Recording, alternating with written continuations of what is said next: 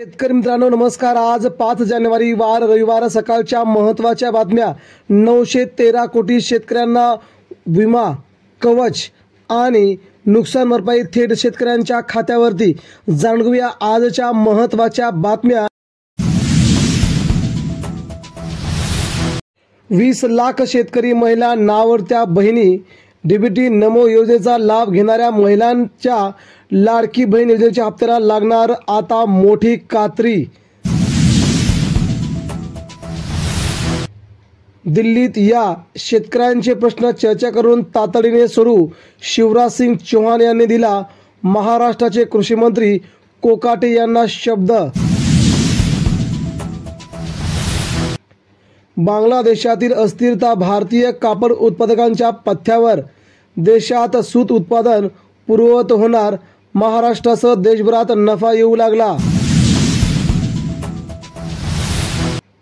सांगलीतून द्राक्ष निर्यातीस प्रारंभ।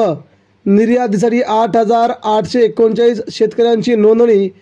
परदेशात होणार द्राक्ष निर्यात।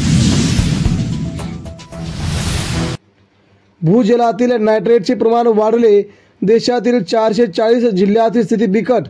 मानवी आरोग्याला धोका, मुलांच्या आरोग्याला सर्वाधिक धोका। 73 लाख अपहार प्रकरणी तत्कालीन ग्रामसेवक ठेकेदारास अटक। महाराष्ट्रात तलाठ्यांचा आणि ग्रामसेवकांचा गाजलाय खूप मोठा घोटाळा।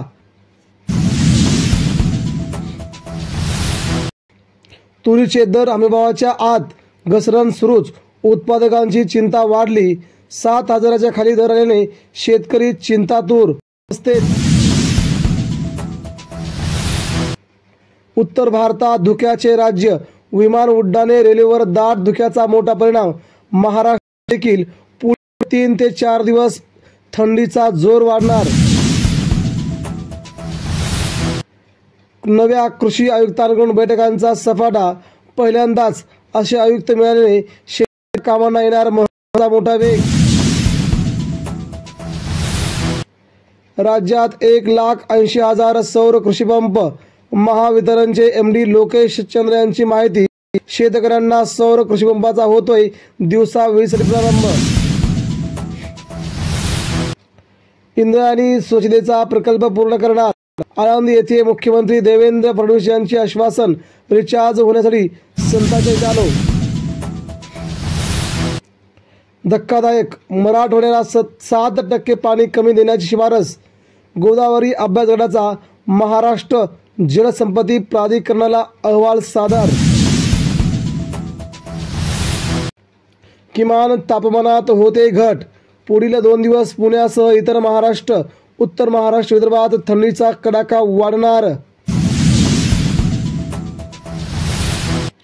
चीनमध्ये HMV विषाणूने घातला धुमाकूळ। भीती वाढली। कोरोनासारखी साथ पुन्हा येणार का? चीन म्हणते घाबरू नका, सर्व नियंत्रणात, परंतु स्थिती बिकट।